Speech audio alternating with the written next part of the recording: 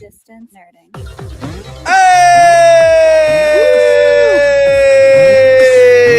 Whoa, ladies and gentlemen, welcome to another edition of the show. Ladies and gentlemen, it is Distance Nerding.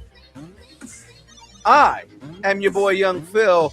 That they are the Shadoo, and he is the John Man 5000.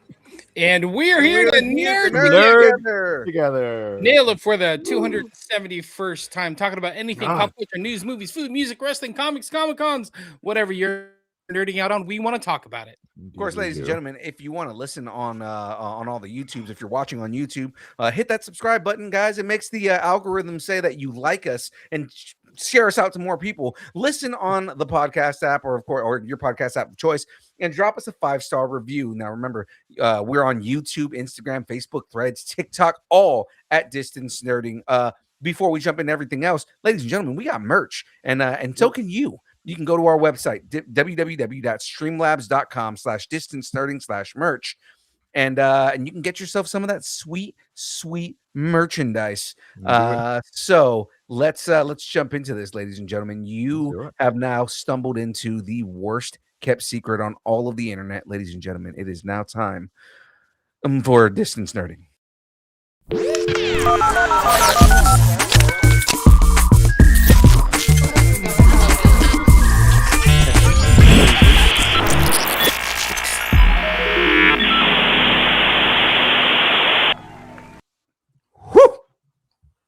Fire. All right, well, ladies and gentlemen, we're here. We're ready to get it going. So let's jump into this. Jamez, tell everybody what we got going on here today. On this episode, we're unpacking CinemaCon with some DC details, a multiverse of Marvel theories, and so much more from CinemaCon. Much more. That's right. CinemaCon, it's kind of a thing. I don't know if you knew that. It's CinemaCon. It's a tiny little con that nobody's ever heard of. Right. No, it's an ongoing joke since the beginning of this show because we like the fuck is CinemaCon. I never heard of CinemaCon. It's like the biggest fucking con. CinemaCon is something very different. CinemaCon sounds delicious. Yeah. All right. Well, before we get into all of that, Jamez, who is bringing us the show today?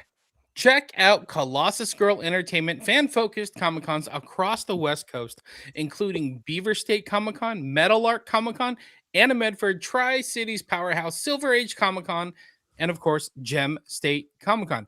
Comics, cosplay, vendors, artists, celebrity guests, and so much more. Visit ColossusGirlENT.com, planning your next Comic-Con. Yeah, you can see it. Yay! Or I'm making a yay sound as if I don't. Oh. As if I don't have that.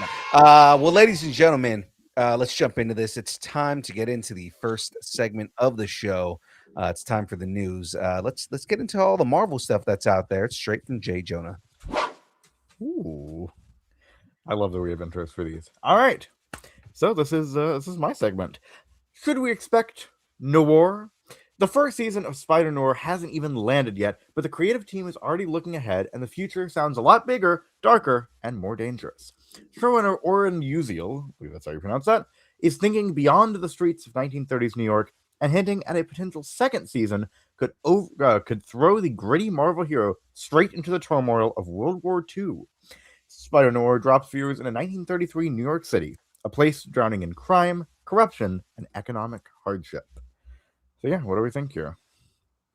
It's crazy that they're already talking about a season 2. I know. I mean, I guess it means they're confident, but still. Yeah. I'm excited for the show. I kind of still want to see what they're gonna do with it. You know? Yeah. No, I'm curious. I'm curious. So. Honestly though, I think because it's Amazon and it's also a Sony property, I think they're gonna go all in on this, and like, hey, we gotta make at least 2-3 seasons out of this to make it worth our while. Yeah, I think they're gonna find a way to ramp up the story and get us. I don't know if we're gonna get to World War II because that's years and years later, but yeah, we'll see. It's a little ways off, but yeah. No, I'm curious. No, because I think I like the kind of the projects where they're doing kind of a take on something where it's like, hey, we're taking something familiar from comics or from whatever and throwing it into a new setting. I think that's really interesting. So I'm curious about this show, and I'm curious how that is. I'm curious how that's working. We're like a month away from like everything like gonna start hitting back to back to back to back. Right. Yeah, exactly. So it's gonna be pretty crazy rest of the year here. Yeah, so And TilsCon. so I think the way it's gonna lay out, if I remember rightly, it's Daredevil is playing right now. It Mhm. ends, the Punisher one shot comes out, and then Right. a week later it's Spider-Noir, and then that runs up until I don't know how long, but then we're right into the middle of like movie blockbuster, summer blockbuster season, Yeah. and Yeah. then it's everything dropping all at once, including Spider-Man Brand New Day. So it's like this ramp up of all kinds of just nerd stuff. Yeah. That stuff. Speaking of Spider-Man, Speaking of Spider-Man, that's my secret. My tingle is always tingling. A new rumor has started making the rounds that adds a pretty unexpected wrinkle to the story. One that pulls in the Hulk, the Punisher, and even a major X-Men connection. The rumor from, of course, Leaker, My Time to Shine Hello, claims, quote, Jean Grey will take control of the Hulk, and she'll turn him into Grey Hulk. And that's not all. Apparently, she'll then make him fight Spider-Man and Punisher. So sounds ridiculous. it does sound ridiculous, but for a way to get the major three in the movie to fight each other, that Yeah. kind of makes sense, and it puts a little edge on Jean Grey and the X-Men. Like, are they good? Are they bad? Maybe we need to be wrangling them up. Who knows? Yeah. But if they have that much power to take over the Hulk, maybe we need to make sure that they're not running amok in New York. Yeah. So story-wise, Spider-Man: Brand New Day picks up 4 years after the event of Spider-Man: No Way Home, with Peter Parker completely on his own. If you remember, everybody's memory was wiped by that spell. And so I mean, I'm not sure about this one. I think it's an interesting idea. But yeah, I'm still not entirely convinced Jean Grey's in this movie. So I've heard so many rumors. It's such like a up in the air, but yeah, because that rumor has been so persistent, just like the Hulk's going to be in this movie, the Punisher's going to be in this movie. right. I think she's going to be in this movie. Yeah, well, we know Sadie Sink is in there. I just don't know if she's playing Jean Grey or not. I mean, again, I could see it. Yeah. I'd be happy for anything with Sadie Sink in it, honestly. But it might even be one of those things where they don't even say her name. It could be that, and they could just kind of tease what's actually going on there. Yeah, So, exactly. Like at the very end, she like is on the final shot of her on screen, and you just hear this. That would be cool. That's it. And then Yeah, you're like, oh, that'd be fun. Or we can start doing. I love this idea. We do kind of a like a Nick Fury thing, but it's whoever's doing Professor X. And like he comes in at the end, and he's like, "I'm putting together. I have a school or whatever. Yeah. Whatever it is. To me, my X-Men." Right. So yeah, like. I know in the first class or like second gen comic or whatever where he went around and talked to people. That would be interesting if we did something like that. Anyway, I'm not really sure how to transition this, but Spider-Man: Brand New Day hits theaters on July 31st of 2026. And for the record, I don't think we said that. Spider-Noir premieres on May 27th on Prime Video. So yeah. So again, like what we were talking about 2 months apart, and that's like I think Spider-Noir has a period of yeah. No. So all right, so let's move on. Sometimes the end isn't always the end. Avengers Endgame is returning to the big screen, but this isn't just a standard re-release. There's something new baked into it. During the Walt Disney Studios presentation at CinemaCon, Joe Russo and Anthony Russo revealed that this September 25th re-release will include brand new footage added to the already epic 3-hour film. There's also a technical upgrade, Both Endgame and Doomsday will be presented in Infinity Vision, Infinity. which sounds like something from WandaVision. So it'd be cool. Infinity. So yeah. So what do we think here? I mean, it's they're re-releasing it. They're adding new stuff to it. I honestly, I feel a little sense of nostalgia. Like, I definitely want to go see this in Yeah. theaters. I mean, yes, I'm watching it like every other day here at home, but Right. I still want to go see the new footage, see it on the big screen. Yeah. I'll convince young Phil to be like, let's rent out a theater and Oh, grab everybody we know and, that's and the thing. We'll go just see grab it. everybody. Well, yeah. Yeah. So we That'd be did good. that before, when I think it was Endgame or Infinity, or when one of them came out. We did a big watch along with a bunch of different people. We got some who was it? Toy Fusion. We got Toy Fusion involved, and so like we rented out the entire theater, and then everybody bought tickets ahead of time. We gave out goodie bags full of stuff, from Toy Fusion and some other friends of the shows. So it was fun, but it was nice to be like all together, just hooting and hollering and yelling at the screen together. Sometimes crying at the screen together. Yeah. No, we should do that at for Doomsday. That'd be cool. Yeah. I'm Yeah.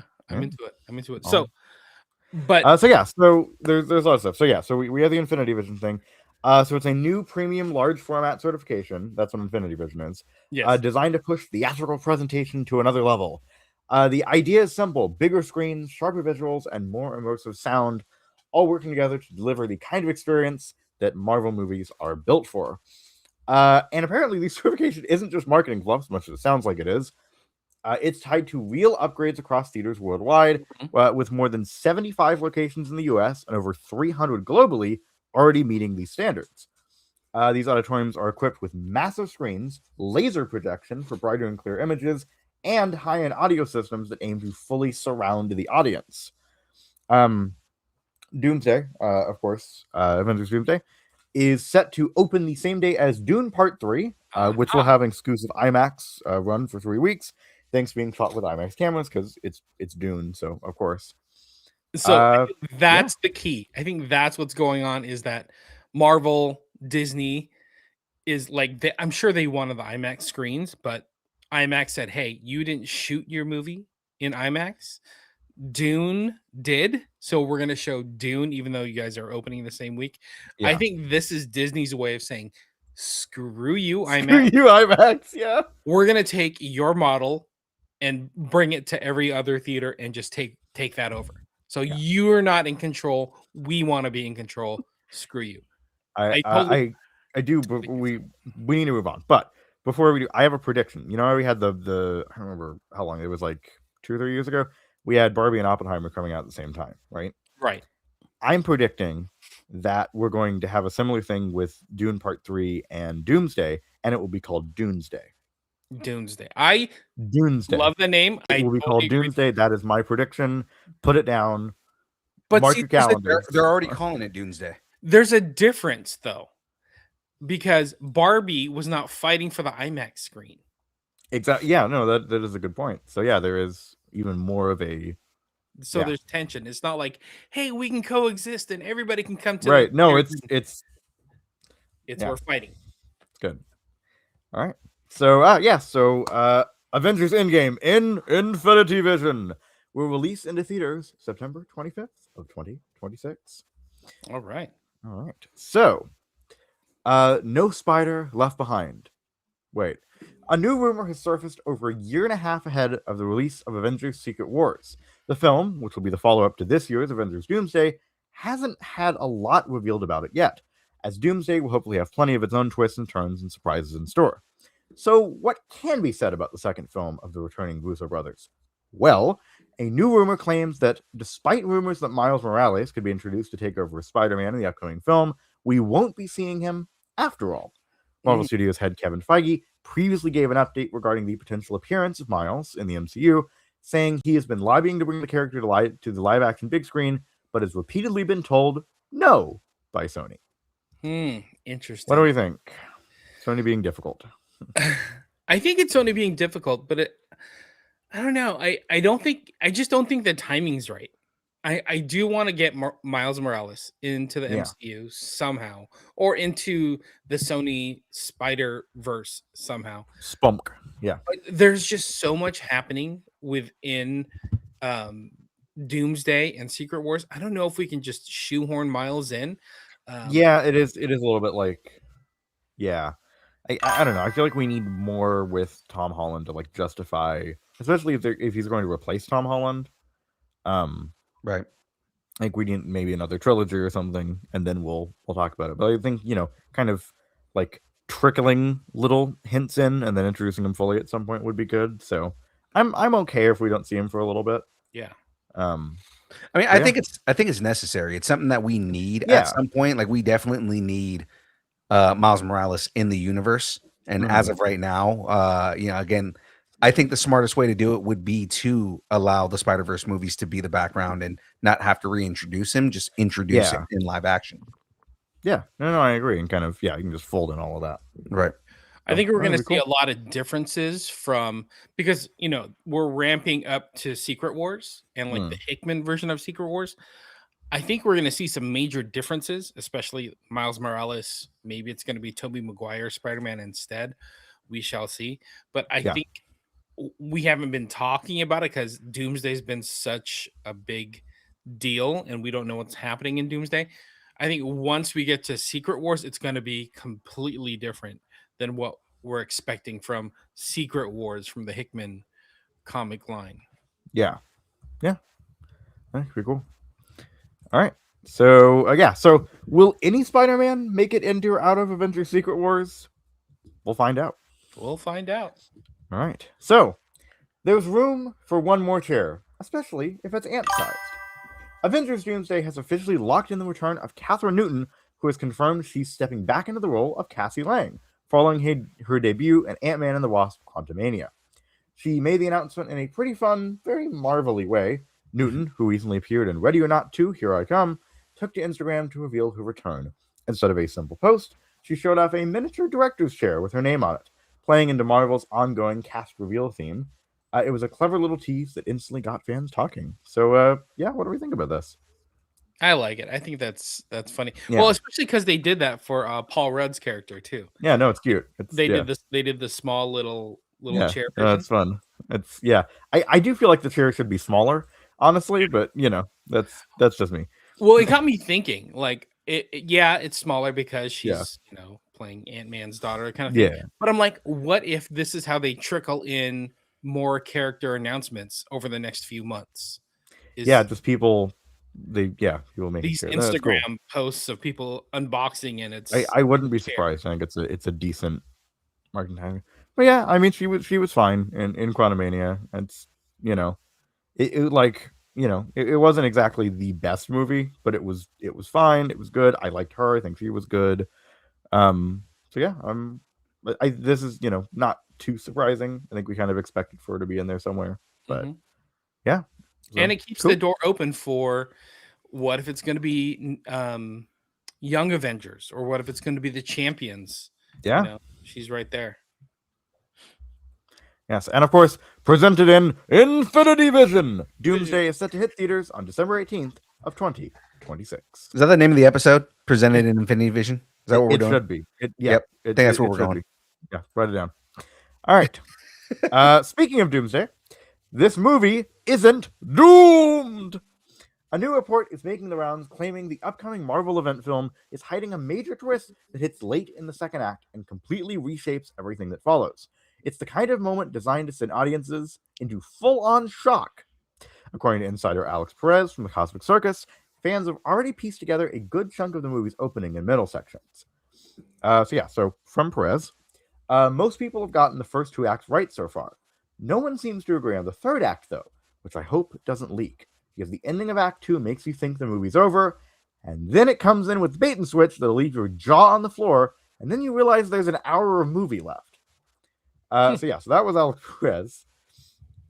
What do we think about this? I mean, So I'm gonna say I kind of already know what's gonna happen through a source, and I'm because I'm very much a I don't care about spoilers, guys. So I was like, yeah, dude. Are you trying to say you're an industry insider all of a sudden? Not that kind of industry insider, but I know somebody who is.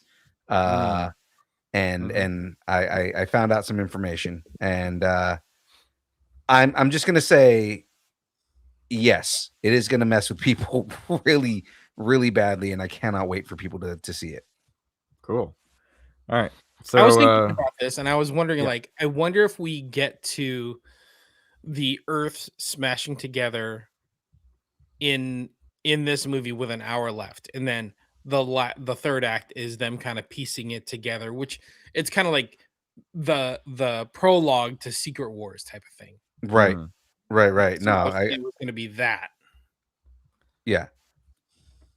I mean, it's Phil going to can be neither interesting. confirm nor deny that. No, I mean, it's going to be interesting to see kind of like what direction it does go in. Again, every inside source that I have is I mean, I always have to treat it as hearsay no matter what, even though no matter how close the source is. But I mean, like, if it's what I think it's going to be, it's going to be like mind blowing. You know what I mean? I'm excited for it either way. Whether what I learned is what's going to happen or not, I'm excited for it. I want to watch this movie. It is all the test screenings are all saying that it is the best thing since Endgame. They're saying that it's Endgame level. Yeah, they were saying it's the best Marvel movie yet. Which, all right, great. Yeah, again, that makes me excited for it. So yeah. So, no, that's cool. So, of course, did we mention Avengers Doomsday hits theaters on December 18th of 2026 in Infinity Vision? Infinity Vision! Oh. Which I think that was the, like, Ultron version of Vision in What If? I think he was Infinity Vision. I think All he right. was actually. Yeah. All right. Well, let's run it down. Marvel just debuted the first full trailer for Avengers Doomsday at CinemaCon. We saw Kevin Feige, the Russo brothers, Chris Evans, and of course, Robert Downey Jr. on the CinemaCon stage to show off what RDJ called 3, 2, 1, the trailer of Doom! Doom! I'm having fun. That's good. All right, so we're going to just go through it. Here we go. The footage kicks off with some narration that comes straight from Dr. Doom, setting the tone with a looming threat. Something is coming. Something we may not be able to deter. That line frames Doom in a really interesting way. Instead of a straightforward villain, he feels more like someone trying to stop an inevitable collapse. Then there's the big epic moment. Doom goes head-to-head with Thor, who seems to be stepping into a leadership role amongst the heroes. The God of Thunder goes full-on attack mode with Stormbreaker in hand as he jumps in the air looking to bring his weapon down on Doom's head using his full strength. And when it lands, Doom just catches it with 2 fingers. No strain, no effort, just stops it.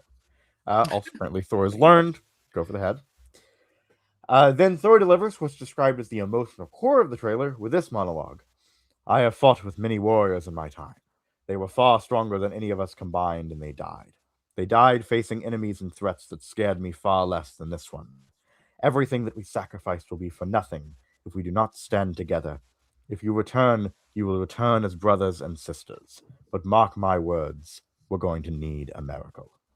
The trailer also teases some wild matchups and returns, including hints of Avengers clashing with X-Men, Gambit fighting Shang-Chi, and Yelena Belova facing off against Mystique disguised as herself.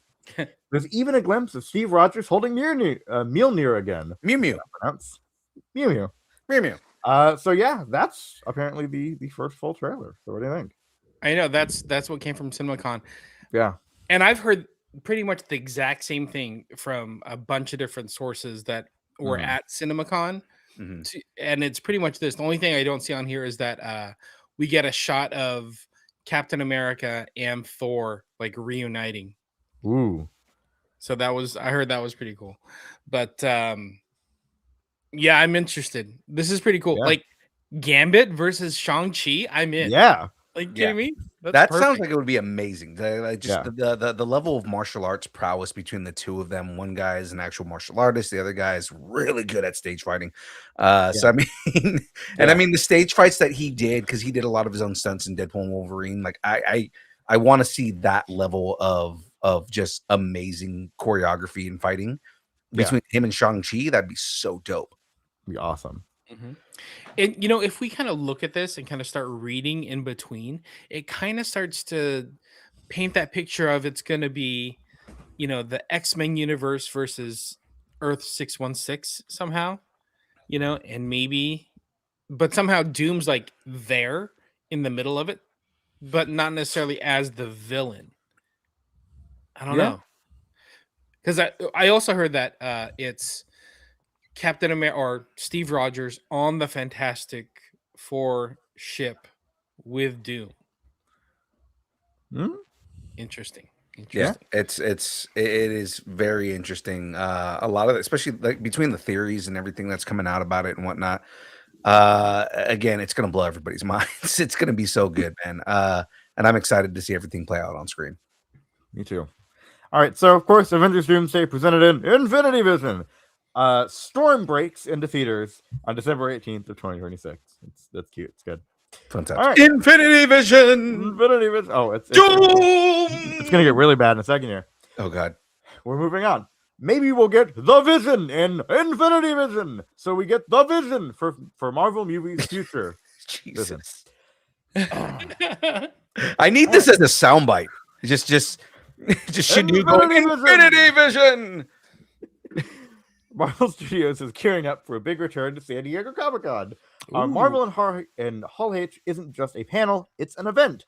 In the past, we've seen announcements of Iron Man, the original Avengers lineup, a surprise screening of Deadpool and Wolverine, and the moment Robert Downey Jr. was announced to be the MCU's Doctor Doom. But now, according to the Wrap, Marvel Studios is going all in. The studio is expected to have a strong presence on the show floor, and we claim its traditional Saturday night Hall H panel on July 25th. On top of that, they'll also appear at the D23 Expo just weeks later in August. Oh. So now fans are asking if we have to wait until San Diego Comic-Con for the first full Avengers Doomsday trailer. Alternatively, there's also a timing angle with Disney's summer lineup. It wouldn't be surprising if Marvel attaches the first trailer to The Mandalorian and Grogu towards the end of May. That would give the studio momentum heading into Comic-Con instead of holding everything back. So yeah, there's a lot more here, but what do we think so far? I was thinking, I'm like, they're gonna hold this until, because they called it a trailer of Doom, but not the trailer, so that could be a teaser. It could be just for CinemaCon, and we don't see that version of a trailer, for the public. Yeah. Now, once you read that line about Mandalorian and Grogu, just like what they did for Avatar, Fire and Ash, and how they did the 4 different teasers in front of it makes Avatar, sense, yeah. Right. I think they're gonna do that. I don't think we're gonna have to wait until Comic-Con for the trailer itself. I think we're gonna get it during the Mando and Grogu premieres. Maybe it comes out a couple weeks later, who knows? Because I also think Star Wars needs that push, that little bit of extra excitement. Yeah. No, I think it's good, and it gets good exposure and things too. Phil, what do you think? I mean, I think if anything, there may be more of a tease before they drop the trailer. I think or maybe Disney is known for doing, hey, here's a teaser for the trailer. Right. You know, and I mean, they've already done teasers for the teaser, and now they're going to give us another teaser that probably ties all of those together in order to get that ready for the trailer. So that way they can give you something in front of Star Wars, but then at the same time, they're not giving you everything, and then they're giving you everything at Comic-Con. It's too much teasing, honestly. Yeah, but the thing is the long-term strategy that they do with things like this, especially with the movie that has as much hype as Doomsday is going to have, they are going to stretch it out and put more and more. They're more and more nothing out there, because the other thing that Disney and Marvel are really good at is giving you a trailer where you think so much is happening, but it's nothing. It is not even. They're very, very good about that. I was mostly making a joke, but yeah. I'm not going to sit online for a live stream while they roll out chairs every 15 minutes for like 8 hours at a time. I'm not going to do that, even though I've already done that. But I'm just saying. I'm not doing it again. I'm not gonna do it again. And then he does it Again. again for Secret Wars. So I mean, like, We're pretty, yeah, they're probably gonna do it again. Fucking secret shit. Anyway, all right. So, what else? So, Doomsday probably won't be the only thing Marvel brings to the table. The timing of I cannot speak. I need to slow do down. we call this presented in Infinity Vision, or do we call it Shidu can't speak? Maybe both, honestly. Can't speak presented in Infinity Vision. The timing of Comic-Con puts it just 1 week ahead of Spider-Man Brand New Day hitting theaters, so there's almost no chance that movie doesn't get some kind of spotlight. Will Tom Holland return to the SDCC stage? Marvel could also carve out time for its Disney Plus slate, including Vision Quest, new seasons of X-Men 97, Eyes of Wakanda, and Marvel Zombies. Oh yeah, I forgot about all that. There's a bunch of stuff coming out this year. I also forgot Marvel. that Spider-Man was happening right there. So I mean, they may actually be saving the full trailer for San Diego Comic-Con so that it runs in before Spider-Man. Well, I think what did they do for Deadpool and Wolverine? Like it came out like the same weekend or something like that, and I think they did a special like Comic-Con viewing of Deadpool Wolverine at SDCC. Yeah, I bet they're going to do the same thing for Spider-Man, and maybe they're going to have Tom Holland come out because I don't think he's been to a Comic-Con since like he first got introduced as Spider-Man. Well, I mean, we know Tom Holland's just going to spoil the whole movie, so you know. Exactly. Part of the problem is like, okay, well, we can't have Tom Holland, we can't have Mark Ruffalo because they just tend to spoil everything. Exactly. They're just locked in Kevin Feige's closet right now. Like, okay, no spoiler. It's almost time, Tom. Damn it, Tom! Stop it, Tom. Zendaya says hi. Right, exactly. Tom, Mark, stop. Yeah. So, San Diego Comic-Con 2026 will be held from July 23rd to July 26th. And knowing Marvel, it'll probably be held in Infinity Vision. Infinity Vision. I'm done with that. The jokes. The joke was old the first time we said it, so it's not all right. I'm gonna keep this going. So let's teleport to some DC news. It is time for. It is time. Sorry, it's loading up. Time for. Oh, there we go. Oh, baby. It's time for watching. Possibly. Oh, There sorry. It's time for, ladies and gentlemen, the show is brought to you, and everything that we do here is brought to you by the good folks over at W. W is a brand of energy drinks created to help focus concentration reaction time with no jitters or crash. W contains no maltodextrin, no sugars, no fillers, no artificial colors or dyes. Find out more about W at www.w.gg. Use the code NERDING10 to get 10% off your order. I just realized I did all that and looked up at the thing, and I did not add watching the Watchtower back in. So we're just going to jump into watching the Watchtower. Hey, do that volume or do that mic thing again because it got weird. Yeah. Once you hit the sound bite, it it like reset. A lot worse. So you guys can't hear me at all anymore? Now we can hear you. Yeah, now you're good. Okay, there we go. Well, we're watching Watchtower. Let's jump into watching the Watchtower here. Has Tywin just been Harvey Dent this entire time? Oh, not again. According to Deadline, Charles Dance is in talks to join the Batman Part 2, stepping into the ever-expanding world that Robert Pattinson and director Matt Reeves are building. According to the sources, Dance would most likely play Charles Dent, the father of Harvey Dent, Gotham's district attorney. Presented in Infinity Vision.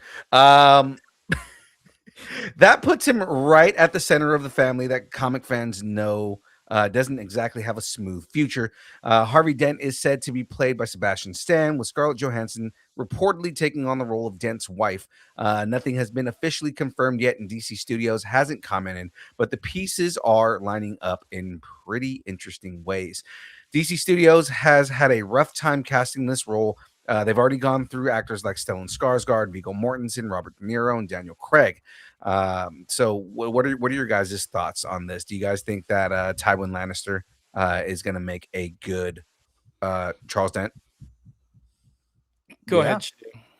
Yeah, I could see it. I mean, I I honestly haven't seen him in much else. But yeah, I think he's got the gravitas, the bravado. I mean, yeah, I think we good.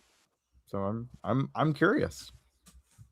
You What know, do you think, James? every actor that they've said that has been attached to this role has been an amazing choice, including Charles Dance.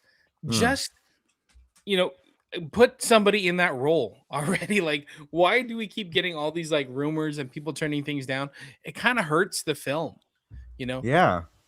I think part of what's going on is a lot of these actors are like this role is probably going to be like very, very, very like just psychologically taxing. And I think they're Yeah. just like, a lot of these actors are like, I don't want to do this one. I don't want to deal with this. Yeah. But you get someone like Charles Dance who has already played a very psychologically taxing character. Yeah. I think these are, and he played a psychologically taxing character for a long time, given that he played Tywin Lannister, which is a character that he deals with and goes through a lot. So And not just a character, but a father figure. right. I think that the way that they're going to portray Charles Dent is going to be very similar, and I think Charles Dance is probably a good fit for it. They're probably just kind of approaching him now and saying, "Hey, do you think you're our fifth choice on this, Right. but do you want to take a stab at this character?" And again, if anybody, Charles Dance is someone who could embody this character extremely well. Yeah. No, you could definitely do it. So. Yeah. So I like the choice. Yeah. Agreed. Oh, I agree. All right. So we can go ahead and move on here, jumping into this next thing, because I guess they're not playing around anymore. When is the Batman coming out? Oh, sorry. The Batman is gearing up to begin production in the spring with a theatrical release set for October 1st, 2027. Brought to you from Infinity Vision. Actually, no, it's not. Oh, okay. No, it's not right. It's this. All right. Yeah. All right. So yeah, I guess they're just not playing around anymore. No? Yeah. No dad puns? Okay. I wrote it, so it's not funny to me anymore. During the Warner Brother presentation of CinemaCon 2026, we saw the first glimpses at DC Studios' Clayface. Clayface centers on one of Gotham's more unsettling villains. I can't speak like you. A shapeshifter whose story leans hard into body horror. The tone has been likened to something out of a Cronenberg nightmare, rather than a traditional superhero romp. Oh, that sounds scary. This sounds like something that that Graveyard would absolutely love, and he's probably going to tear it apart and hate it. But I mean, still. So James Watkins is directing the film, working from a screenplay by Mike Flanagan, which this makes me even more excited for it. And Hossein Amini, rising star Tom Rhys Harries plays Matt Hagen. So they are going with Matt Hagen on this, an actor whose life collapses after his face is disfigured. Matt Hagen is shown in a hospital bed with his face wrapped, his skin red and damaged, and his expression filled with pain and shock. The future cuts. Oh, go ahead. I was just saying that's awful. Yeah. I mean, but again, it kind of roundabout explains the way what Clayface actually goes through in a way that's more like realistic. Yeah. Which makes it more scary. Right. The footage cuts between his present condition and flashes of who he was before, while his body begins changing in grotesque ways, like his skin melting. Ew. He's gonna look like a wax man. It's disgusting. Reports describe scenes of his lips sticking together, shadowy images of his body forming weapon-like hands, terrified people screaming, and a final disturbing moment where he wipes away his own face in a bathtub. Oh my God, this sounds amazing and scary. Yeah. The footage also made clear this is not being played as a standard superhero movie. Thank you, Warner Brothers. Warner Brothers presented Clayface as a horror-driven DC film with early reactions calling it violent, unnerving, and heavily focused on physical transformation and psychological torment. So Marvel tried their hand at horror Hmm. with Doctor Strange. And I Yeah. mean, they had horror elements. DC is going all in. Yeah. DC is like, we're going full horror on this. Marvel had a couple jump scares here and there, but yeah, DC's like, no, we're gonna take the gloves off. We're gonna get a little dirty with this. Yeah.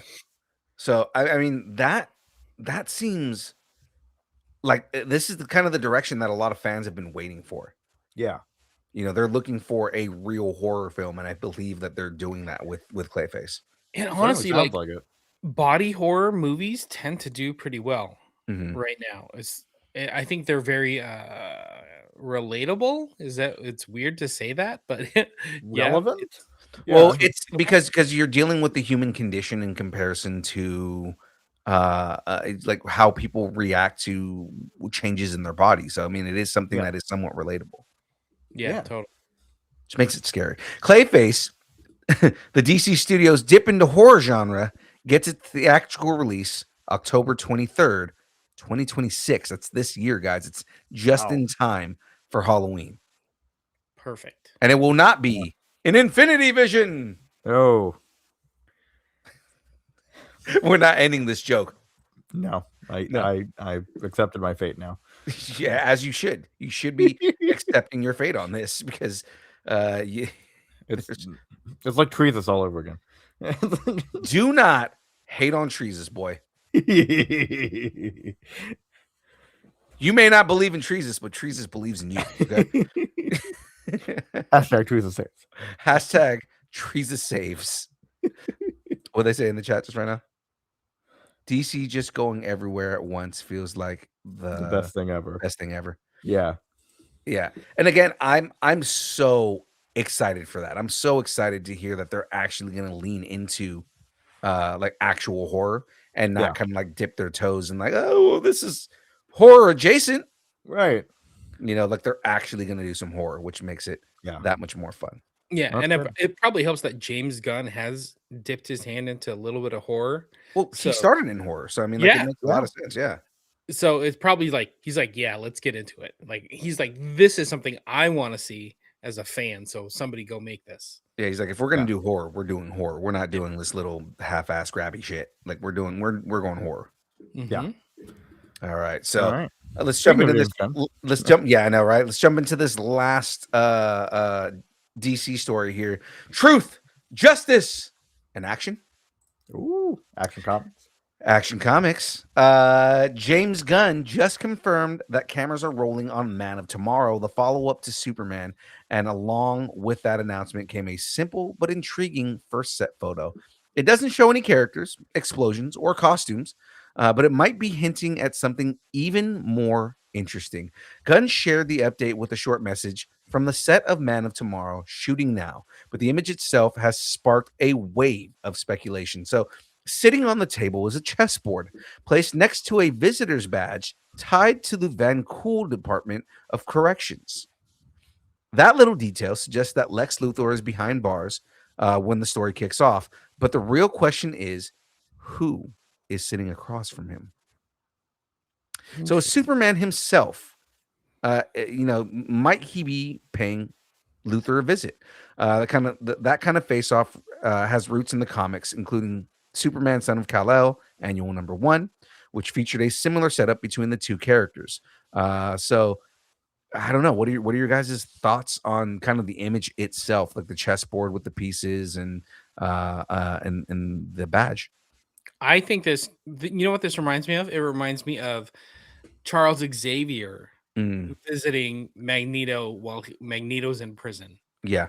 And it's that like, hey, we're adversaries, but we have to find a common ground. And I think this is the start of them trying to find a common ground. No, it's cool. I mean, I love the idea of it. And I love it. Yeah, because we have both the comic panel and the actual set photo here. It's a really cool idea. Like it's a really good. Like I kind of hope that's the opening to it. Yeah, it's just them playing chess and talking, and it's like having this this fight, but it's a mental fight, and it's very throwing things back and forth at each other in verbally. It's cool. I love that kind of thing in film. Yeah, where you I can mean it's portray a lot in just expressions and blocking and all that. So right. It's very much the matching of wits between Clark and Lex. And I mean, Lex is a highly intelligent person.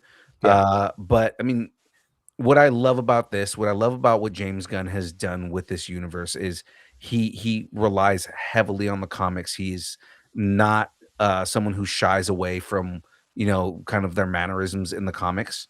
Mhm. And it also shows that not only is Superman, this moral, like highly moral person, and he's someone who is, the ultimate strength in all of comics, but he's also intelligent. Like a lot of Yeah. people kind of like put it past him and like try to make it seem like, oh yeah, no, he's just a big dumb strong guy. Well, he's not. He's highly intelligent, highly Yeah. strategic.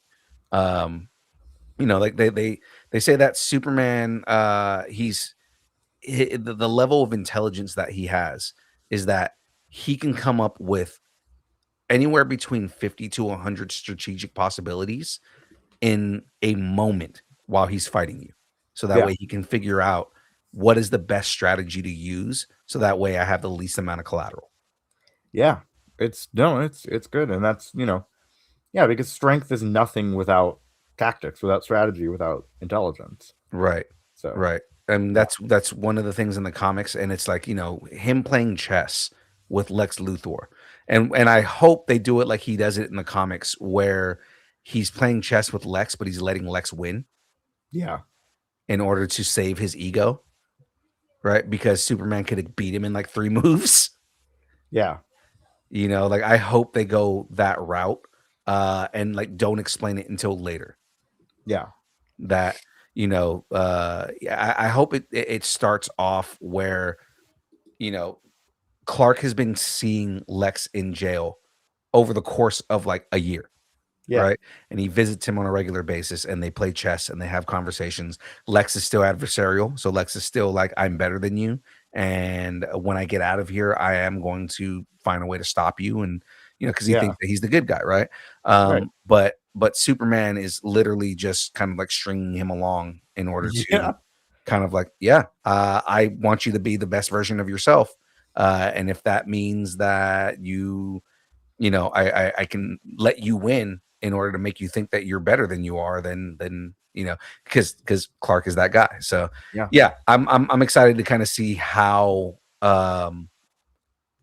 James Gunn plays this game. Yeah. Agreed. Cool. Is that our last DC story? That was our last DC story. That Yeah. was the last DC story. So let's get going on to the next segment here, ladies and gentlemen. It's time for the news. Woo! We got some headlines. All right. For more news, trailers, reactions, check out the Distance Nerdington post on Facebook. Let us know what you're nerding out on. All right, let me dive into this. Ryland is never coming home, is he? The sci-fi spectacle of Project Hail Mary isn't heading to streaming anytime soon. Co-director Christopher Miller announced at CinemaCon Amazon MGM is extending the film's theatrical run, keeping it locked onto the big screens for the foreseeable future. The message is pretty clear. If you want to see Ryan Gosling team up with Rocky, you'll need to grab a theater spoilers. seat. The gamble to keep it theatrical is paying off. Since its March release, Project Hail Mary has pulled in over $517 million worldwide, quickly turning into one of the year's biggest hits. It's a really good movie, despite the author of the original book kind of being an idiot right now. It's a really good movie. So I enjoyed it. you haven't I seen it, thought that go was see it. great. Yeah, Yeah. it's James, an have you seen it yet? amazing movie. I haven't seen it yet. It's amazing. Well Yeah. worth the watch, man. I think you could probably actually, well, you might be able to take chemo to go see that. I don't know if it would keep his attention the entire time. If he likes like science and some science fiction stuff, he might Yeah. like it. It's really It is a fairly slow movie, but but there's a lot of like science explainers and kind of like going through like the science, like the actual science of things. yeah. It's And- like if he likes The Martian or something, it's that same kind of energy. Mhm. So Gotcha. Really well done. Really good Are- movie. There are some funny scenes, with more so like the interactions and things like that. But Yeah. it's good. Yeah, I want to go see it as well. Yeah. You I'll should. leave the kids at home. You know what I mean? Yeah. Hey, That means more James, popcorn for me. James, Yeah. maybe we go on a mandate, bro. There you go. Mandate it up. Yeah. Hell yeah. I mandate the mandate. Seconds away from making that joke. Okay, moving on. Tarnished. It's time for a new adventure. Alex Garland's A24 Elden Ring movie is starting to come together. Built on the foundation laid by Demon Souls and expanded through the titles like Dark Souls, Bloodborne, and Sekiro, the Elden Sekiro, Rings or game Sekiro. drops players into the hauntingly beautiful lands between. Producing are Peter Rice, Andrew McDonald, and Alan Reich, alongside Vince Geraldus and George R. Martin. Woo. Interesting. Martin played a key role in shaping the original game's lore, working with Hidetaka Miyazaki Miyazaki. during Miyazaki. Sure. development. I got it. I nailed it. A24 confirms that Elden Ring will begin filming this spring with a theatrical release set for March 3rd, 2028. So two years away. Cool. No, I'm curious about this. I have not played it. I probably should. I'd probably enjoy it, but it's yeah, no, it sounds cool. I'll always take more original fantasy stuff. Have So. you played any Souls games? Like, did you? I Play have Dark not. Souls? I need to. So- I again, I feel like I'd enjoy them. I know they're very, very difficult, and I would probably break my computer a couple of times. I was gonna say you need to preface yourself, like you need to prepare yourself by at least playing Dark Souls. I'm Those planning to, games, yeah, those games are so hard. Mhm. And these are games like they're bringing back like old school video game styles where like Dark Souls, if you die once, it starts you over from the beginning of the game. So like, yeah, you need to be prepared for what you're doing with this. At least this game that gives you like checkpoints and whatnot. But That's like, fucking mean, man. yeah, because it's meant to be difficult. It's meant to be hard. The boss fights are ridiculously hard. There's a lot of body horror. There's a lot of like weird demonic monster stuff. Yeah. They're good games in general, Yeah. right? Did you play the Jedi Survivor games? Yes. I am going through Jedi Survivor right now. So, Okay, so think the difficulty of those games, but with like Eldritch horror. Okay, I'm in. Yeah. And then Elden Ring in itself basically was a Dark Souls game where George R. Martin wrote all the lore for it. Yeah. I was aware of that. Yeah. And I think George R. Martin. Yeah. So I mean, finish writing things. Well, again, we talked. He will do anything but write Winds of Winter. Yeah. We talked about it last week. Supposedly, he turned in a draft of Winds of Winter in January. Supposedly, I'm not going to believe it until I have it and I'm reading it. But yeah, well, I mean, if anything, if he turned in a draft in January, the announcement wouldn't be until like maybe Comic-Con, and the book wouldn't come out until December. So because they still have to like print and everything. Makes sense because like winter. So, yeah. Okay. All right, let's move on. Right. Then. Some news from the ooze. Fans already knew Shredder was coming into play after the Teenage Mutant Ninja Turtles Mutant Mayhem post-credits tease, but now there's another major threat entering the mix at CinemaCon 2026. Paramount Pictures shared a bit more with producers Seth Rogen, James Weaver, and Evan Goldberg, shared a video message confirming that Krang will be joining Shredder in the sequel. I always like Krang. I don't know why. It's so good. So when you do Krang, you've got to do like the old school voice. So it's like, "What are you turtles doing?" Let's add that to your resume. There you go. Teenage Mutant Ninja Turtles Mutant Mayhem 2 is scheduled for a theatrical release August 13th, 2027. Very cool. I'm excited if Krang. I want to see that version of Krang, the one that from Mutant Mayhem. Like, oh yeah, we got Krang. Shredder, yeah, like Shredder's got to be like kind of like scary looking, but like Krang, like a giant brain inside of a robot torso. Like I want to see what they're gonna do with him.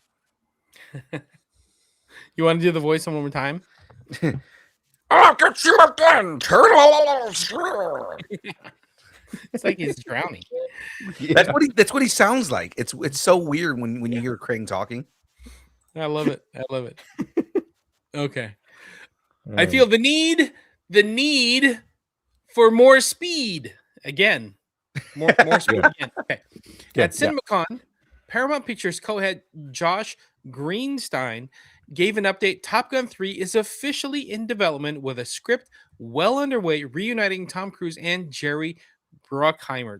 Top Gun Maverick was a massive hit at the box office in 2022, earning 1.5 billion globally. I'm in. I'm totally Yeah. in. I know Jerry Bruckheimer has been talking about, is it this? Is it Pirates of the Caribbean? I'm so happy it's Top Gun. I still want Pirates, but I'm glad Top Gun is moving forward and we don't have to wait like 40 years for it. Dun dun dun dun dun dun dun dun dun dun dun dun dun. Now we're gonna get taken down because Yeah. copyright infringement. Yeah, I'm copywriting like the theme. We How will it's let you changing. know when more plot details request a flyby. That's Perfect. right. In Infinity Vision. No, I'm sorry. That's Infinity. No, it's gonna be Vision.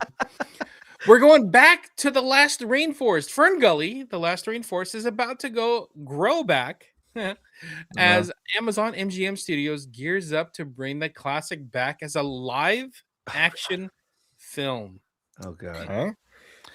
The 1992 film Fern Gully had a surprising sharp environmental message wrapped in a colorful fantasy world. A lot of fans feel like James Gunn's Avatar franchise James was Cameron, oh, sorry. not James Gunn. Cameron's James Cameron's Avatar franchise was inspired by the movie as it carries many of the same themes. Interesting. So why are we going to get a live action Fern Gully if we already had a live action Avatar? Because it's different. Because Because fairies.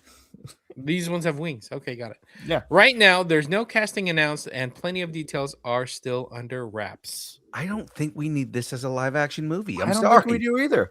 But I mean, they're gonna do whatever they think makes them money. So I mean, re-release the movie. I'd be fine with that. yeah. Right? Like re-release it for a newer generation, put it in theaters, advertise it, or you restore, like do like a full HD restoration of it. And let's not take away from the amazing performances that were in that movie.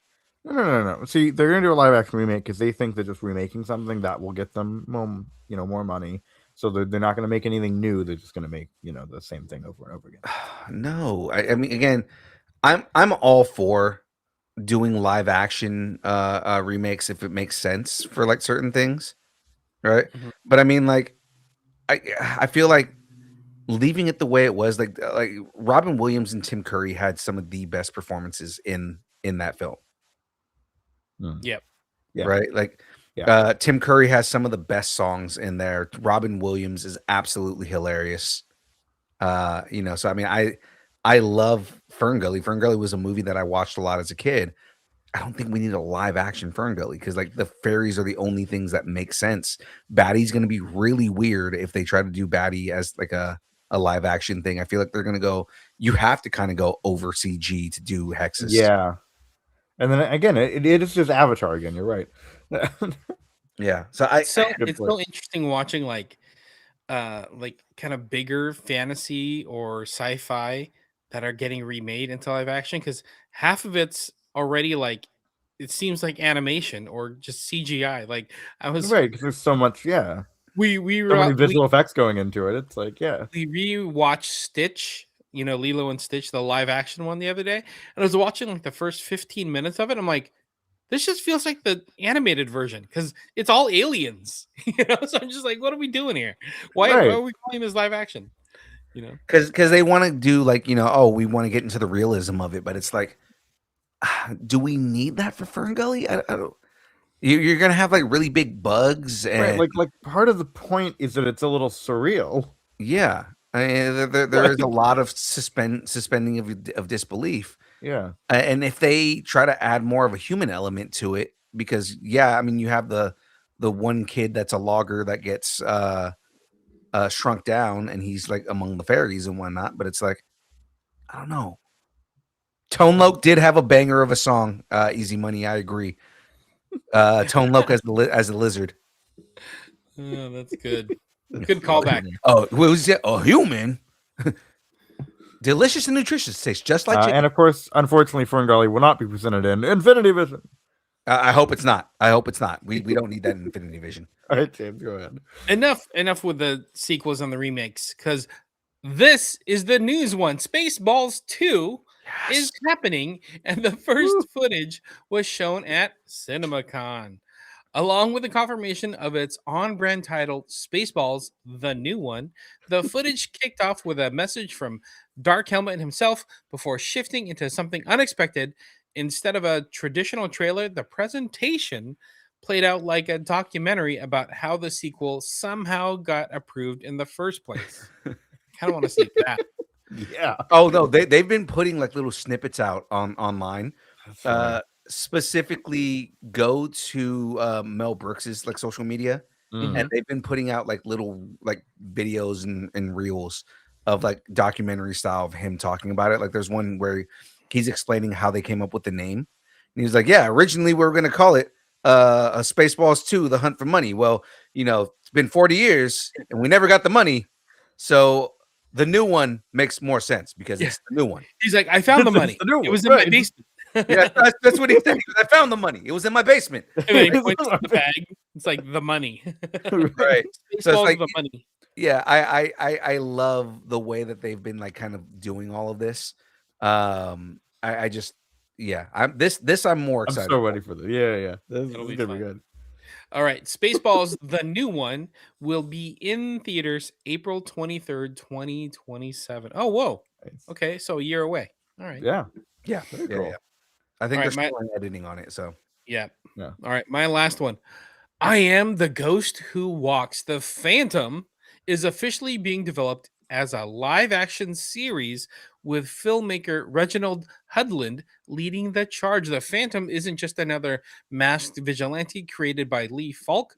The character first appeared nearly 90 years ago and is widely recognized as the first costume superhero.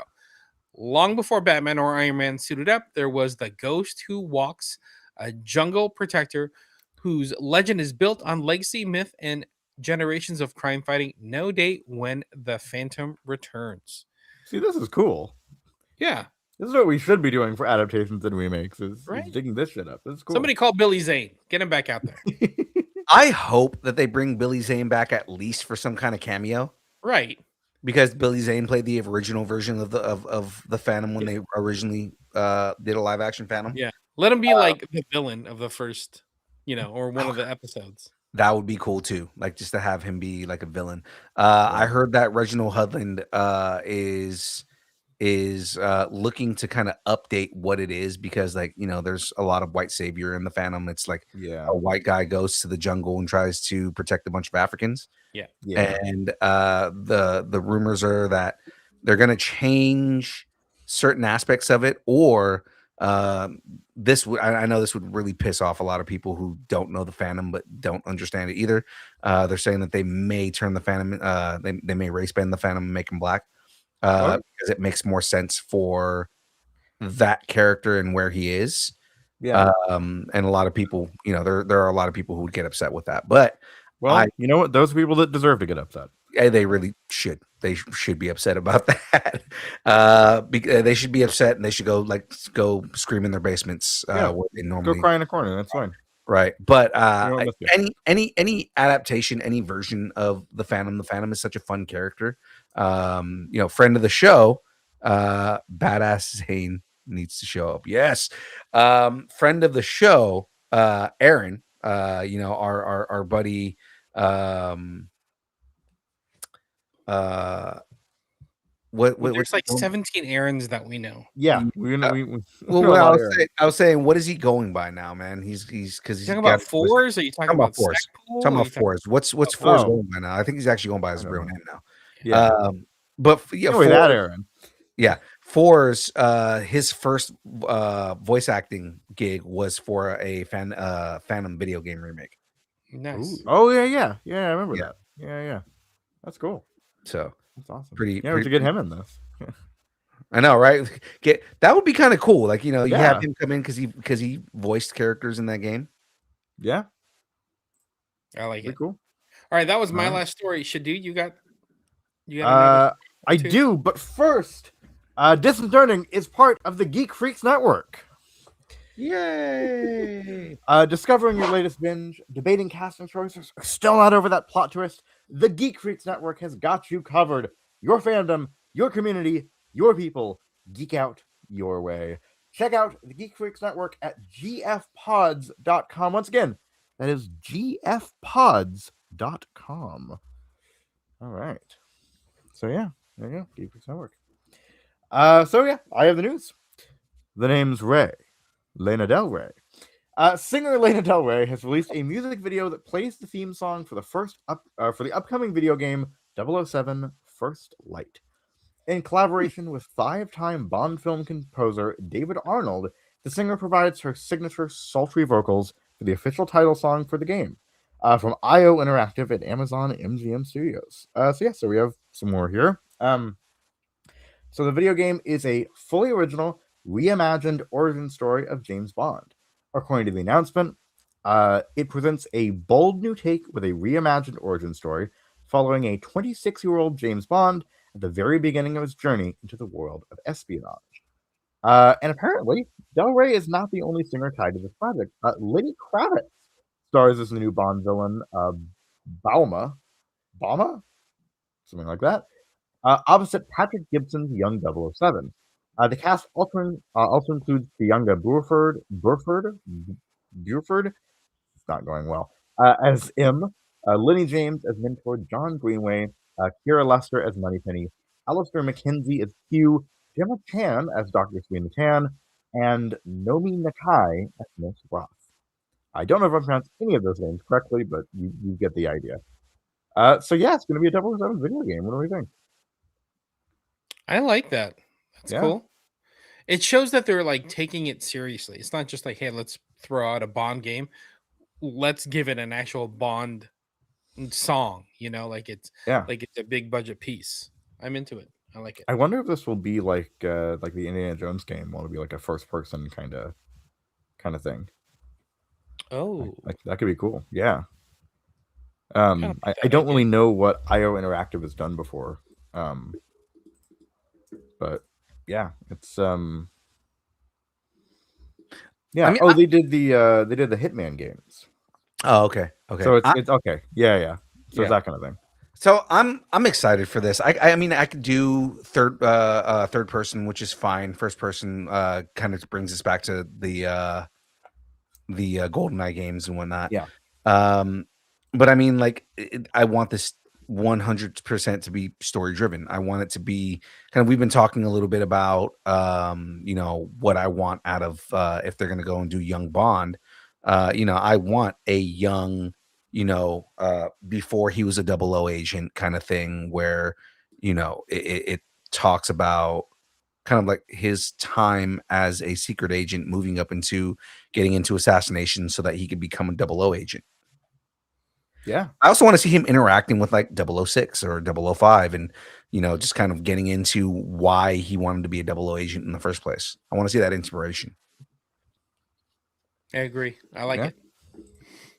All right. So 007 First Light was initially slated for a March 27th release, but that is lifted. I'm honest. I'm doing great tonight. But that was shifted to May 27th. I hope I'm going to be able to get through this next one because I'm excited about this. This is where the fire and blood began. At CinemaCon, Warner Brothers revealed the working title for the Game of Thrones movie as part of the studio's 2027 and Beyond panel. The project is currently called Game of Thrones: Aegon's Conquest. This is the story that shaped everything fans have watched unfold across Game of Thrones and its spinoffs, of course, book Song of Ice and Fire. The film will center on Aegon, the first Targaryen, the original Valyrian conqueror of Westeros. Aegon's story is the foundation of it all, if you don't know. He was the guy who united the fractured kingdoms of Westeros under one banner. He forged the Iron Throne from the melted swords of his defeated enemies and ruled alongside his sister wives, because Targaryens, Visenya and Rhaenys.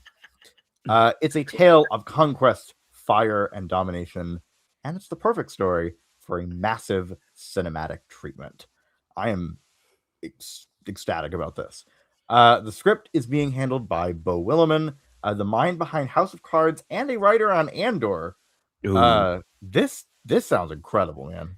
It's gonna have so much political intrigue. I'm so ready for this because if we're getting Aegon the Conqueror, you're gonna get the politics behind Aegon being a conqueror. Mm-hmm. Yeah. But again, this is my thing is, can they tell a Game of Thrones story this big in 2.5 hours? Yeah, that is the question. Or 3 hours, as it'll probably be. Yeah, maybe it's 3 hours. Okay, fine. But still, yeah, there is a lot to get through. It is several years that this story takes place, and so I'm like, I don't know if they're just going to do like the first part of it, or they're going to do kind of like montage it, or what are we doing? Like, yeah, I don't know. I wouldn't be surprised if this becomes like a trilogy or something. I see that. I could see now. We could do a thing like Dune did, where it's like, oh, it's going to be a Dune movie or whatever, and we see it. It's Game of Thrones, Aegon Conquest Part 1 or something. Right. Yeah. I 100% believe that that's going to be the case, or it's going to be something that's leading into another show. That would be like, it's the big pilot for Aegon's Conquest. Right. It's one of those things where it's like, we need a movie budget in order to tell this story, right? Like, and it's gonna go to the first major battle, and then they're gonna tell the rest in a series.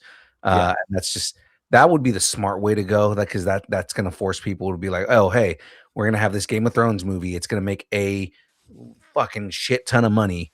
And that's going to drive people to go and get HBO Max to go and watch the follow. Right, exactly. I do wonder, and this is just me being a nerd, I do wonder if we're going to see the Doom of Valyria, like, live action. Yeah. That would be fucking awesome. And again, I don't think that would be in just this movie. Again, I think that either there's a series, or it's going to be a series of movies, and that's something that happens later on. The Doom of Valyria is such a massive thing that happens because you start, I mean, you get this like fall of Valyria, and now you have just so many Valyrians that are left.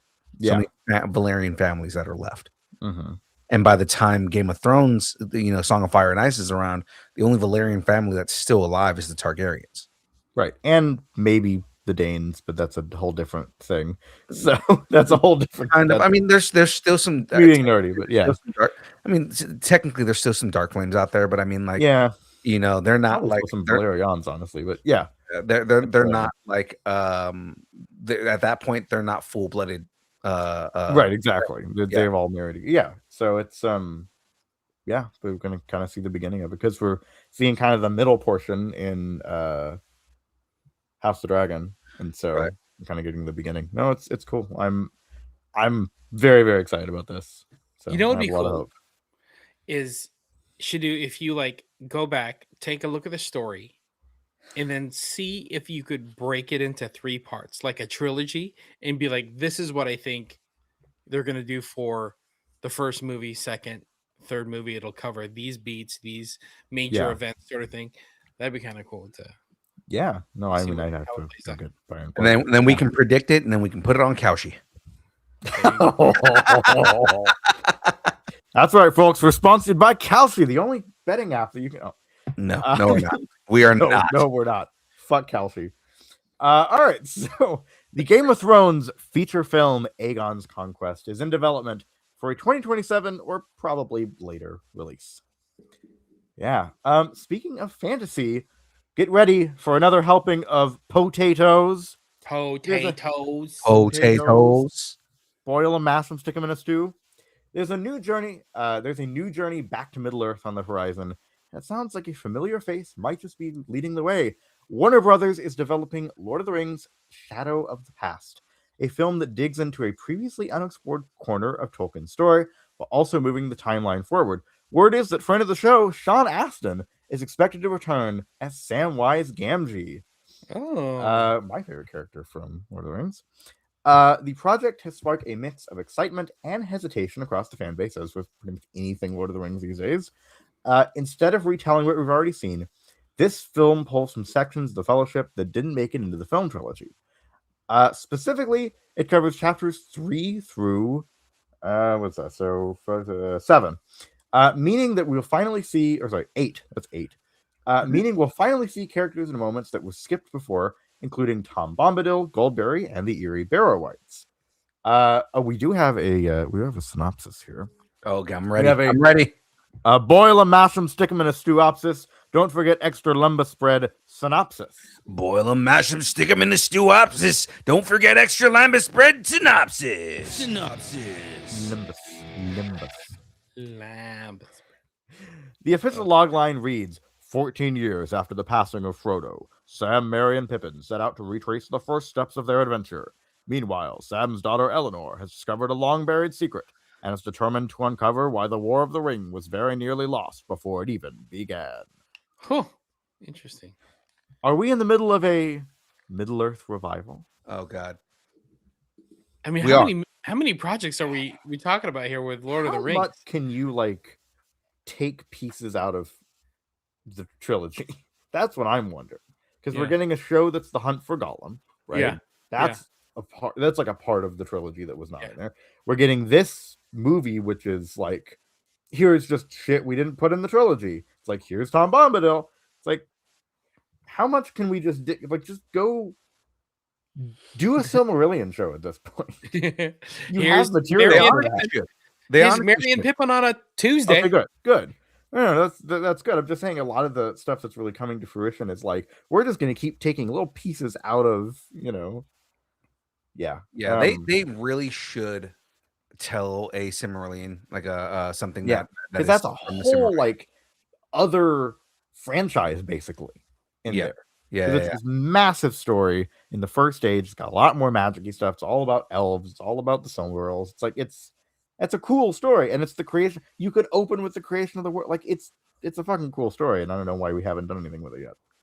The other thing is what I kind of want at this point, because they kind of Warner Brothers Games gave up on it, but there was Shadow of War, and Shadow of Mordor was the first game. Shadow of War, Shadow of War, yeah. And they kind of never finished it, and it's like I want them to finish that story between Talion and Celebrimbor. I mean, because this story takes place in between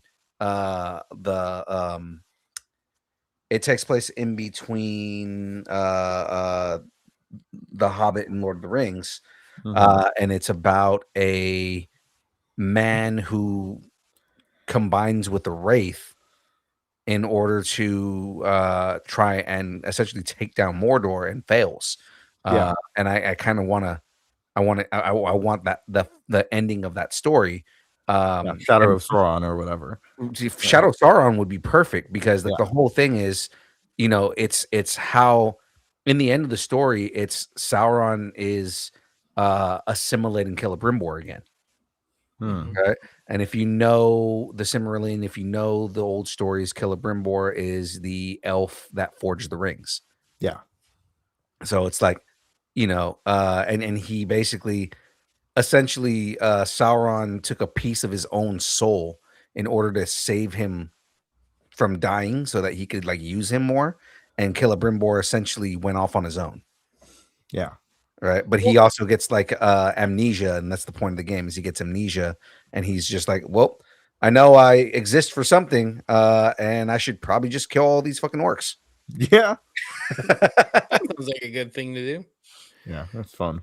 But I know there's the Silmarillion, but maybe they're trying to get these actors back and a little bit of nostalgia before that's definitely what they're doing. Too old for these roles. Yeah, I mean, there's kind of there's the more optimistic take, and there's a cynical take on it. So yeah, it's I don't know. I'm morbidly curious, I guess. I'll say that. So all right, well, let's move on to something I'm a little bit more confident in. More like Swallow the Hutt. There's a lot to unpack from the first 18 minutes of The Mandalorian and Grogu that was just screened at CinemaCon, and it isn't just the action. While the footage delivered exactly what fans wanted from a big screen Star Wars adventure, it also introduced something the franchise has never done before in a theatrical release: opening credits. And those credits might have tipped Lucasfilm's hand in a pretty unexpected way. So Star Wars has always leaned on its iconic opening crawl and jumped straight into the story. Mhm. Dropping traditional credits into the mix changes the rhythm, and in this case, it may have revealed more than intended. When the credits roll, Pedro Pascal is listed first. Of course, it isn't surprising. He's the Mandalorian. What stands out is who comes next. Sitting in the second spot is Jeremy Allen White, known for the bear, who voices Rada the Hutt. After that, Brendan Wayne and Lateef Crowder are listed as Mando's on-site counterparts. Interesting. That placement raises eyebrows, because Rada the Hutt didn't seem like a major player at first. Based on what's shown early in the film, Din Djarin is tasked with rescuing Rada from captivity to gain intel from the Hutt cartel about a new Republic target named Coin. It feels like a mission setup, something that kicks off the larger story. A Mandalorian, a Force-sensitive kid, a formidable fighter, and a Hutt teaming up? Now that could be a good time. So yeah, what do we think? More Rada the Hutt, more muscular Hutt. So before I felt like, okay, we're wasting Jeremy Allen White in making him Rod of the Hutt. But if he's going to be a main character in this movie, if he's not just going to be a side character and we're getting a lot of Rod of the Hutt, A lot of Rada. yeah. And now that I've seen Rod of the Hutt, I'm not upset with this anymore. No. I actually think that this is probably spot on casting. Yeah. Yeah, what this tells me is that it's not a one and done deal with Rada the Hutt and Jeremy Allen White. I think there's more planned down the road. Yeah. Mm-hmm. Whether he's in the series, whether he's in something else in the future, but I don't think this is going to be a one and done for Rada the Hutt. Yeah, because we got this jacked ass slug now. So I mean, like, but also I think it's kind of cool that they gave flowers to the body doubles of the Mandalorian. mm-hmm. Who's Brendan Wayne and Lateef Crowder. Yeah, I think that's pretty cool that they get almost top billing. Like they're right there. That's pretty cool. And that's amazing because name an action actor that gets that kind of billing. Yeah, exactly. It doesn't exist. There's no other movie where you've seen an action actor get that kind of billing. Mm-hmm. Yeah. Except for one person, specifically one person, Jackie Chan. Right, of course. Yeah, but he's transcended. Right. The action. But I mean, he's an action actor. His bread and butter is he's an action actor. He just now he does regular acting and he's a star. He's a leading man. But I mean, to now, he is first and foremost an action actor.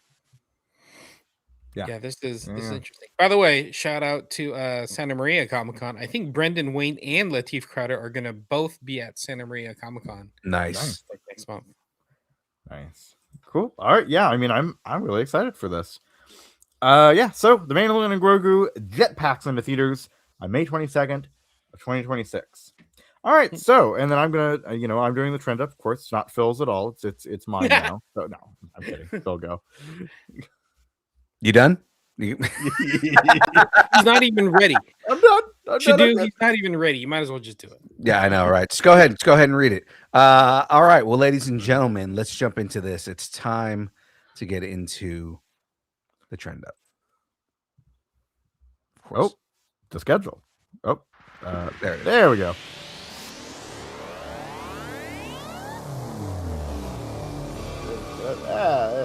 There we go. Yeah, there. He's so excited. He's just like, yeah, look at that. Look at that. Break out the soapbox, ladies and gentlemen, because I'm going to get on a big one tonight. The theatrical experience has taken its fair share of hits over the last few years, and now one of Hollywood's most outspoken studio heads is pushing for a reset. Here we go. Boy, do I agree with you, man. During Sony's presentation at CinemaCon, Tom Rothman stepped on stage and delivered a pretty direct message to theater owners about what needs to change if the industry wants to stay healthy long term.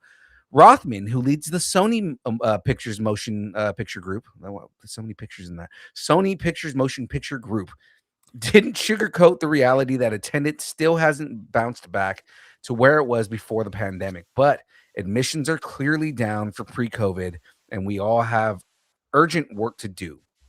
For our part, that means delivering a variety of great films to all kinds of audiences. But you, my friends, have an urgent part to play.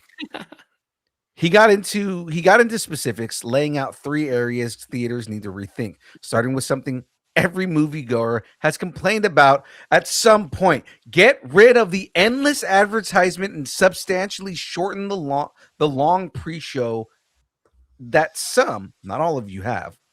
Get off the ad track. And 3, affordability. Did I say 2 here? I don't feel like I said a 2. To get off the ad track. Then look short and long. Get off the ad track. 2. I think guess get off it's the ad 2. track. Yeah. Oh, 2, get off the ad track. Okay. Yeah, that's fine. That's fine. And 3, affordability is by far the hardest. Going to the movies must become affordable again. All right. The crowd responded with light applause. Of course, all the theater goers like, but that's how we make our money, which feels about right considering he was basically telling them to rethink part of their business model. Between ticket prices, endless ads, and dragged out pre-shows, it feels less like a night out and more like a test of patience. God's bless you, Tom Rothman. Especially when you're paying $25 for popcorn and a soda. Do you agree with Tom Rothman? So how do you guys feel about the movie going experience right now? James, I know you go to a lot of films because your kids.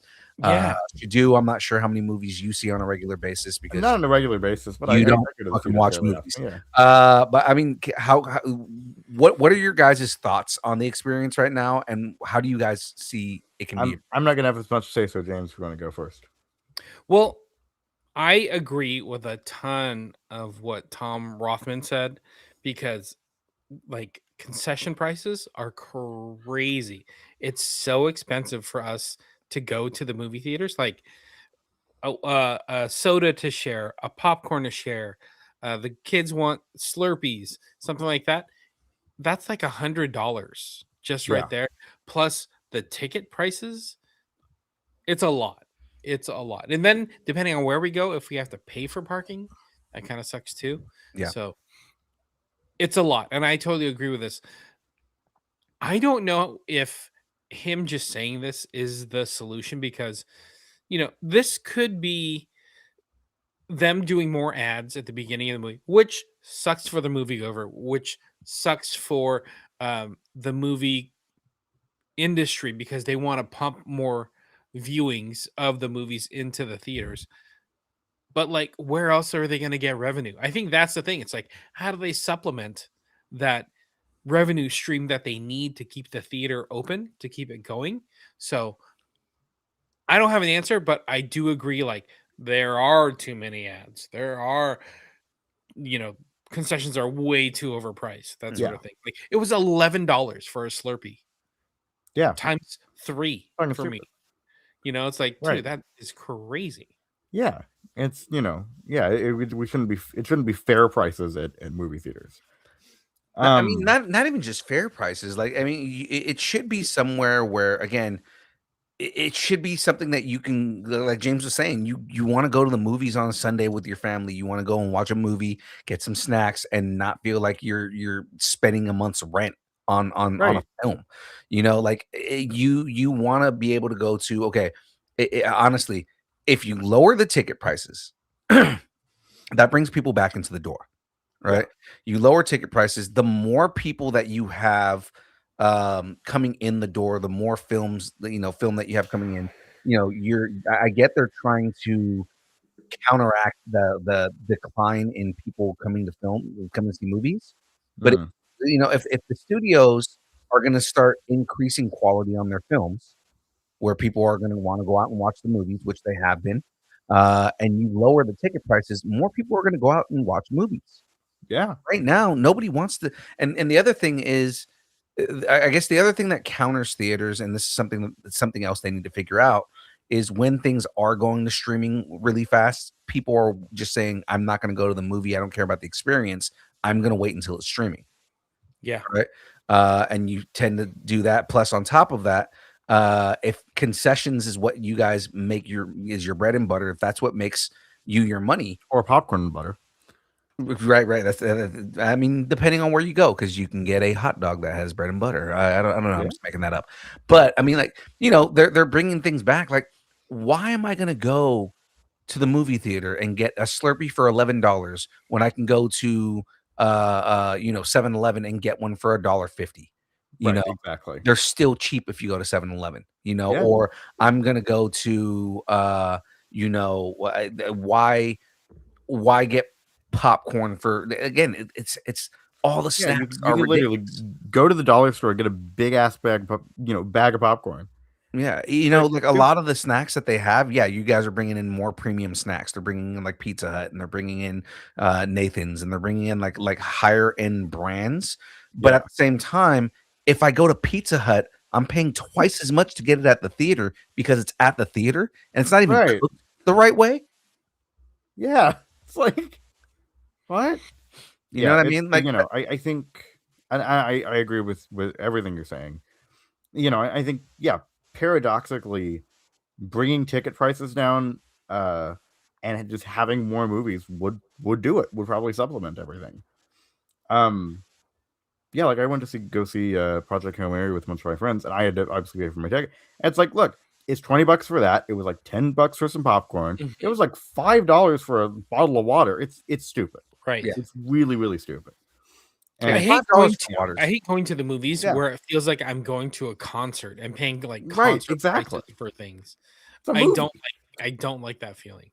Yeah.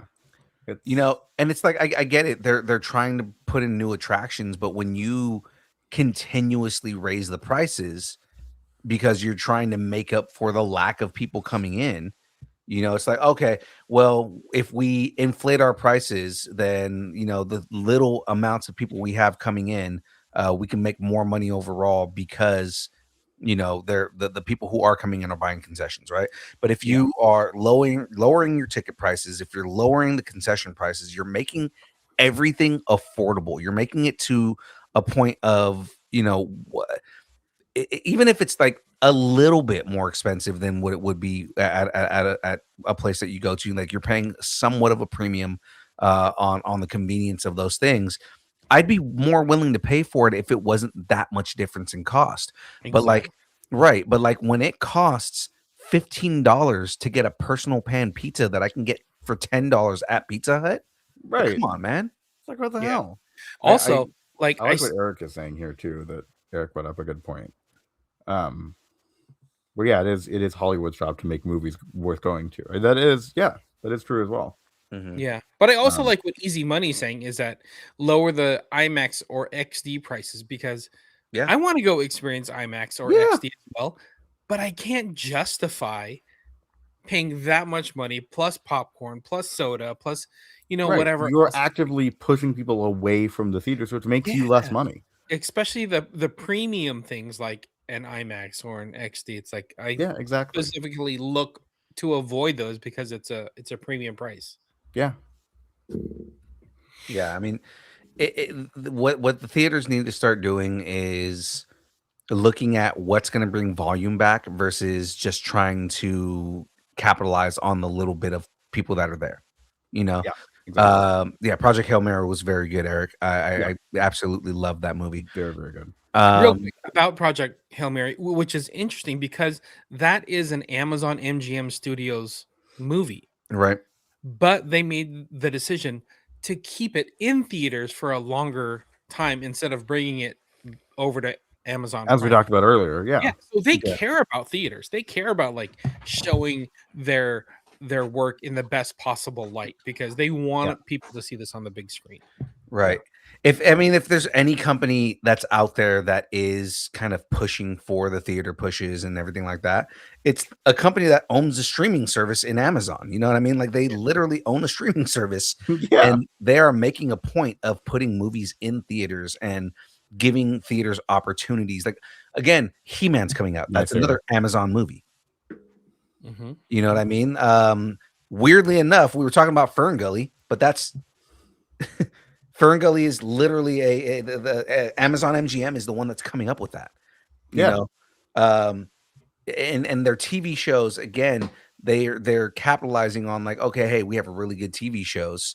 You know, I just caught up on The Boys and Invincible today, and it's like they're amazing. You know, they're for all of the crap we give Amazon, Amazon does they put out really good product. Yeah. Yeah.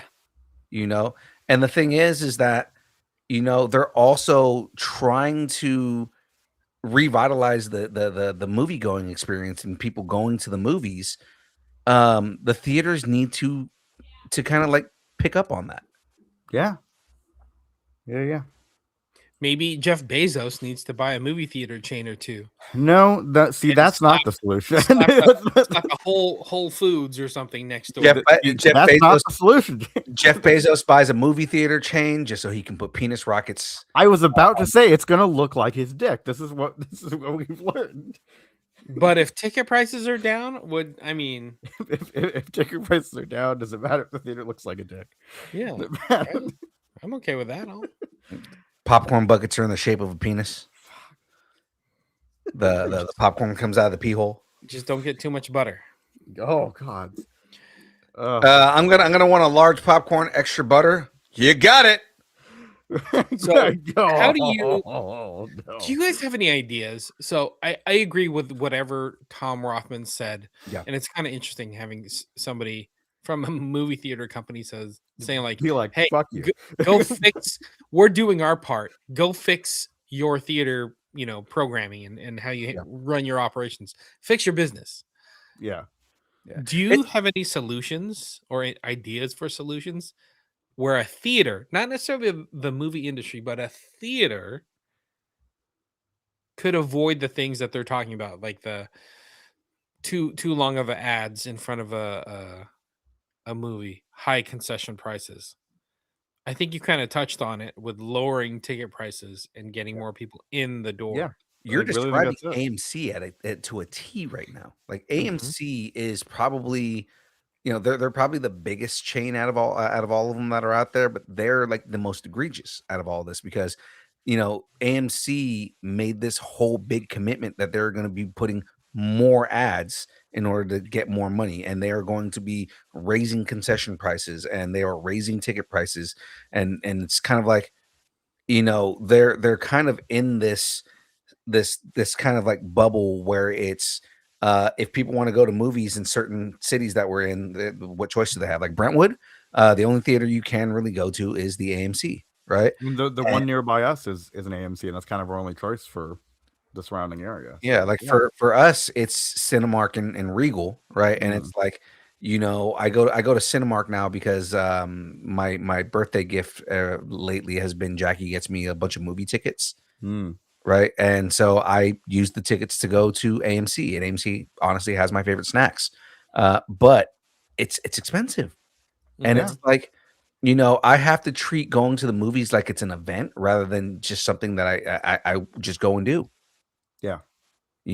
Like I have to pick and choose what movies I'm going to go see instead of just saying like how it used to be pre-pandemic. I was going to the movies like every week and just saying what movies are out. Okay, that one's interesting. Let's go see that. And I was watching more movies back then. Now it's like, okay, well, which ones am I holding out for? Yeah. You know what I mean? Yeah, and Eric's right here. Yeah, it's prices. It's really just lower prices on everything. You're going to get more people, and more people will offset whatever losses you'd be making. It really is very, very simple. Right. And I think that's exactly what it is if you lower the prices, they will come. Exactly. Also, welcome to Disconcerting ASMR. He doesn't understand that reference.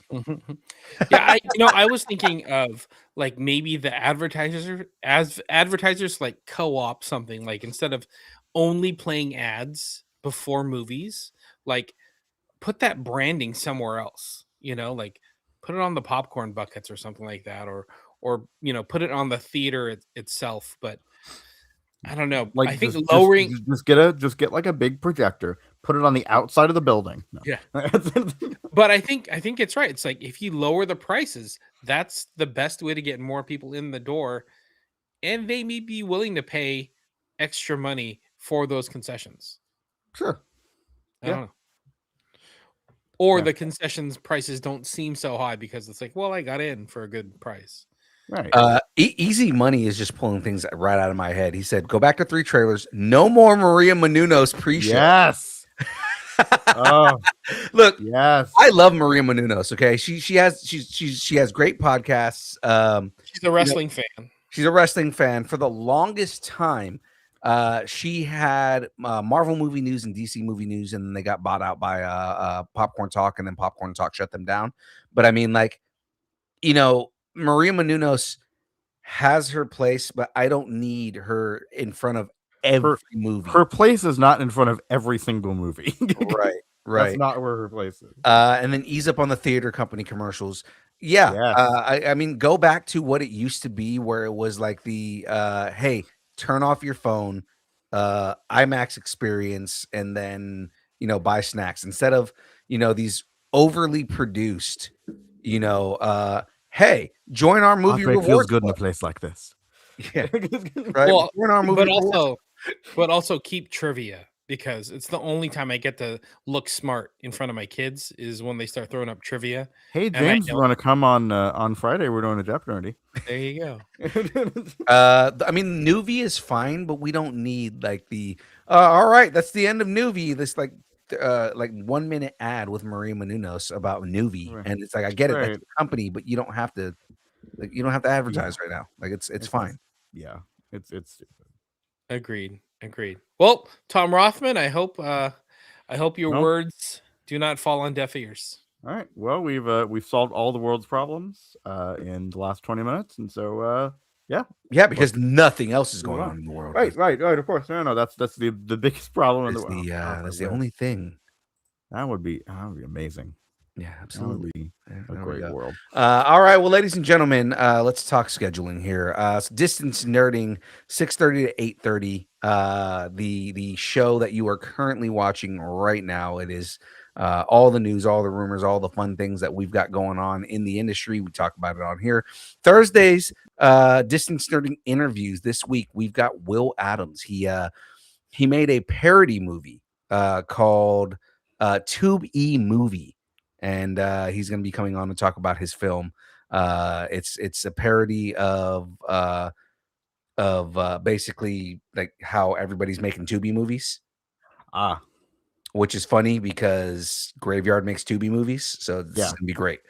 Super fun. We're gonna be having a nice conversation with Will Adams this week, and then Fridays, it's game night. We're playing some kind of game at some point. This Friday we will be playing Jep Nerdy. Shadoo's got a Jep Nerdy set up for everybody. By yours truly. That's right. But we have been playing the Great Con. If you're into D&D, come and check that out and see everybody collectively get together to piss Shadoo off. It's great. It's chaos. I mean, that's most games that I've hosted, honestly. So is everybody getting together to collectively? It's great because Frank from Geek Freaks has been playing and he's been like keeping us on track. So it's very, very fun. Yeah. And by the way, for the Great Con, the D&D game, you can watch it. There's a playlist. Right. There is a playlist. I will get in when my pluggables. I'll get into that more. Yeah. So as well. Speaking of, get in your pluggables. Yeah, give us your pluggables, sir. Yeah. Fair enough. All right. So I am at SHQ Studios everywhere. For my music, it is at SHQ Music. SHQ Music. I talk about lore, world building, writing, pretty much everything else. So if you want edited VODs of the Great Con that have been cut down, and I've added music and sound and all that fun stuff, they are on my channel. They are on Shadoo Studios, the channel SHQ Studios.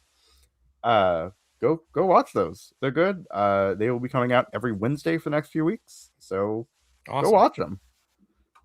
I like it. There we go. Well, ladies and gentlemen, of course, if you head to distancecertain.com, you can hit the big blue button at the top. Join the taco party. You can join the taco party. It's the best way to support Distance Nerding. Of course, we're on all the social media places at Distance Nerding. If it exists, we are there. I've got so many things that I can say, but I'm just gonna keep it at that. And then, of course, ladies and gentlemen, if you'd like to send us an email and want us to read it on air, email us at distancenerding@aol.com, and we will read that email live on air. So that is it from us.